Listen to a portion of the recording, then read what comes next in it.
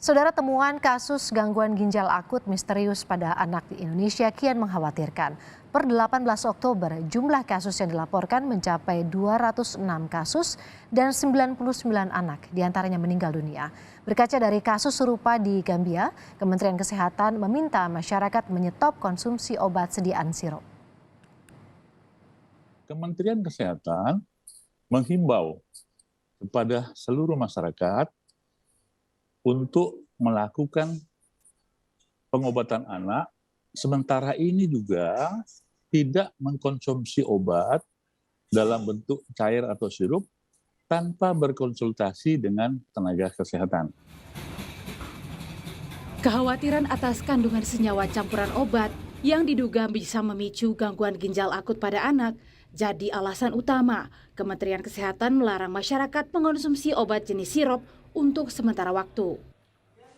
Tak sebatas obat jenis parasetamol atau penurun panas, Kemenkes juga meminta tenaga kesehatan untuk tidak meresepkan semua obat sediaan cair atau sirup, serta melarang apotek menjual semua obat dalam bentuk sirup sampai hasil penelitian komprehensif yang dilakukan Kemenkes dan Badan POM bersama sejumlah organisasi profesi tenaga kesehatan lain tuntas. Keputusan ini diambil sebagai langkah antisipasi setelah kasus gangguan ginjal akut progresif atipikal pada anak yang masih belum diketahui penyebabnya kian merebak terutama dalam 3 bulan terakhir. Tak main-main, dari 206 pasien gangguan ginjal akut yang tercatat di 20 provinsi sejak Januari hingga 18 Oktober 2022, 99 anak diantaranya meninggal dunia dan didominasi anak berusia di bawah 5 tahun. Meski demikian, Kementerian Kesehatan memastikan fenomena gangguan ginjal akut ini tidak berhubungan dengan pemberian vaksin dan infeksi COVID-19. Tidak ada bukti hubungan kejadian gangguan ginjal akut ini dengan vaksin COVID maupun infeksi COVID-19. Yang banyak ditanyakan oleh masyarakat, ada berita yang banyak di media sosial, ini diselidiki dan dilakukan pemeriksaan, tidak ada kaitannya dengan vaksin COVID-19 maupun infeksi COVID-19.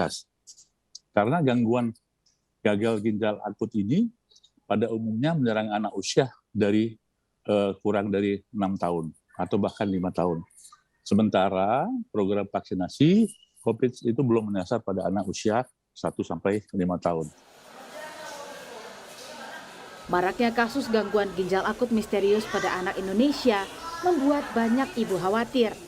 Terlebih, kini ada larangan penggunaan obat sediaan sirup yang kerap menjadi andalan pertolongan pertama di rumah ketika anak sakit.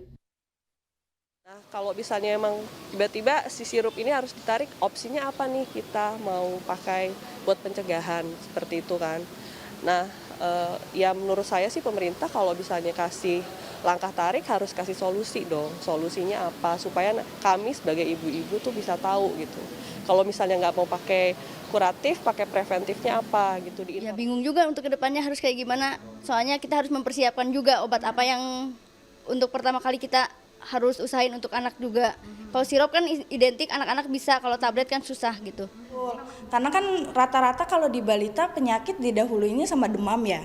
Kalau penyakit gagal ginjal akut itu berasal dari demam dan berasal dari obat parasetamol, ya gimana? Penggantinya apa dong gitu. Ya makanya harus ada penggantinya, solusi jalan keluarnya untuk mengatasi anak-anak yang panas ya demam untuk di rumah gitu kan. Kalau kayak di rumah sakit sih bisa macam-macam ya, kita nggak tahu ya kan, dokter yang lebih tahu ya. Nah kalau untuk pertolongan pertama di rumah ini apa gitu.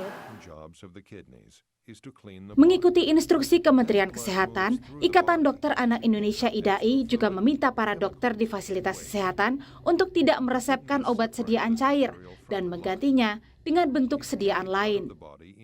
Orang tua juga diimbau untuk mengurangi aktivitas anak, terutama usia di bawah 5 tahun, dari kerumunan. Tenaga kesehatan menghentikan sementara peresepan obat sirup yang diduga terkontaminasi etilen glikol atau dietilen glikol sesuai hasil investigasi Kemenkes dan Badan POM. Tenaga kesehatan dapat meresepkan obat pengganti yang tidak terdapat dalam daftar dugaan obat terkontaminasi atau dengan jenis sediaan lain seperti suppositoria yang dimasukkan ke dalam anus, atau dapat mengganti dengan obat puyer dalam bentuk tunggal atau monoterapi. Sebaiknya mengurangi aktivitas anak-anak, khususnya balita, yang menyebabkan terpapar risiko infeksi seperti dalam kerumunan, ruang tertutup, tidak menggunakan masker, dan lain-lain. Akibat tingginya angka kematian yang disebabkan oleh gangguan ginjal akut progresif atipikal yang masih misterius ini, orang tua pun diminta waspada dan membawa ke fasilitas kesehatan terdekat jika anak menunjukkan gejala demam, batuk, dan pilek yang disertai diare, serta berkurangnya frekuensi ataupun jumlah air kencing.